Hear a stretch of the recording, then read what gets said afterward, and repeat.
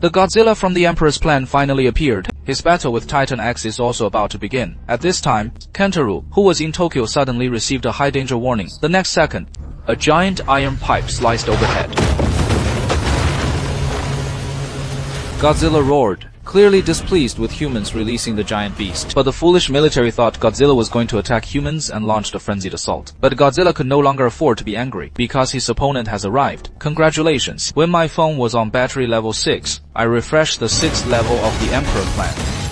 After Hongzhi's death in the previous episode, as the son, Kentaro harbors deep resentment toward Kate. He, blaming Kate for releasing the Titan from the Earth's inner world.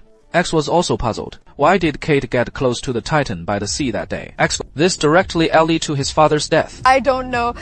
I couldn't control it. I don't know what is happening to him. You've lost your mind. Dad's dead. How long before Godzilla shows up?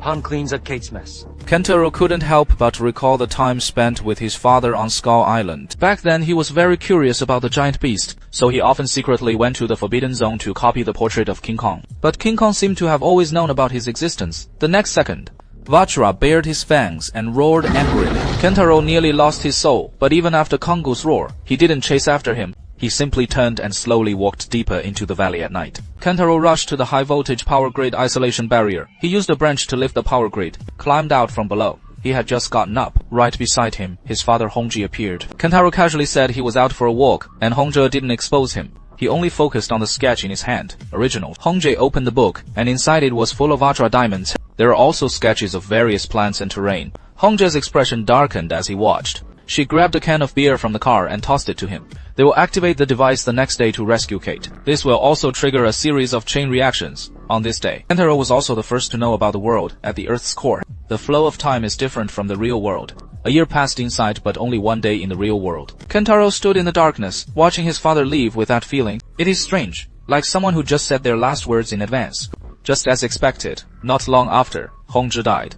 On the day of the funeral, an elderly man wearing a hat also came. When the old man met Huizi, he was instantly shocked. It turned out the two had met decades ago. The old man officially developed the tomb device for the tomb doctor. He and Huizi were of the same age.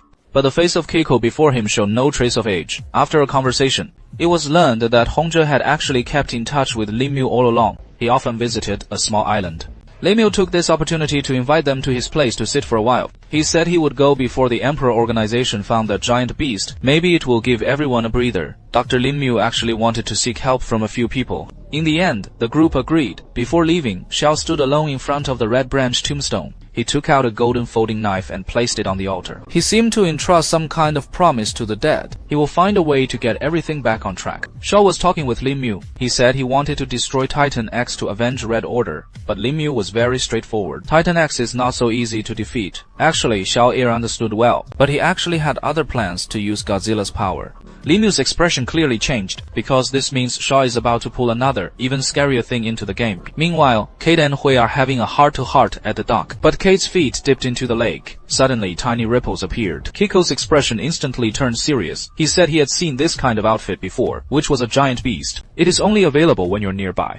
But logically, that giant beast should be thousands of kilometers away. Kate could only confess that ever since he released that mysterious beast, this situation has always existed. You'll immediately realize that Kate's anomaly is not an illusion. He asked Kate to explain everything, then pulled him back to run. He said he needed to measure the signal strength Kate received, which might allow him to modify the Spirit Wood device. At that moment, Xiaoer and Linmu were also preparing. They loaded the equipment onto trucks, ready to set off. Go to Kong Mountain, where there is a fissure. It was the one Shou saw when he woke up in 1982. But Kiko heard them approaching the crack. Immediately object. This could add another head to the planet. The giant beast Shou, however, bluntly stated that Godzilla is not an ordinary giant beast. Kate and Hui were both frightened because they realized Shao wanted Godzilla and Titan X to fight. To find the answer before Shou does, Kiko sets up the device by the lake. He sank the Hing energy device into the water. He said he wanted to convert the fluctuations inside Kate's body into electrical signals. Kate sat by the dock. Put your feet in the water. Waveforms appeared on the test device, but it was very weak. So Kiko asked Kate to go a little deeper. This indicates this signal. Although Kate was scared, because the last time she approached the giant beast felt like a nightmare. But in the end, he still jumped into the lake, where the dark, thin red line beneath the water. Suddenly, a deep monster roar came from beneath him. Kate spun in the water as if being pulled by something. her face turning pale in pain. But May saw the poisonous tree soaring from the shore, but she quickly realized something was wrong. Stopped recording immediately. Bubbles rose in the lake and Kate floated inside, like a lost signal source. After she came ashore, the two listened to the replay. Only piercing laughs echoed through the speakers, asking for help from far away. Kate said softly, he felt lost. Meanwhile, Li Miu and Shao arrived at the edge of a huge mine. This is the location of the crack. Shao activated the device, and energy began to gather. The next second, a pink and purple beam of light exploded from the bottom of the pit. Smoke and dust surged up together. Shao Air received an abnormal signal. But whether it is a giant beast or not, the worst part is, Shao Air was pulled into the pit by an invisible suction.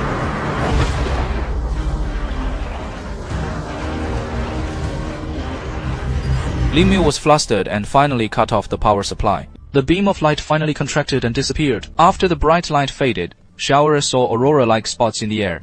He had never seen such a spectacle in his life.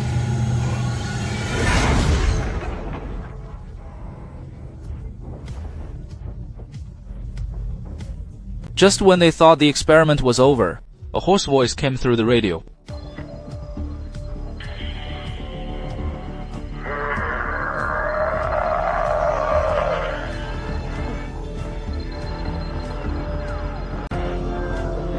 Xiao'er was so terrified that he was stunned, because this voice comes from myself decades ago.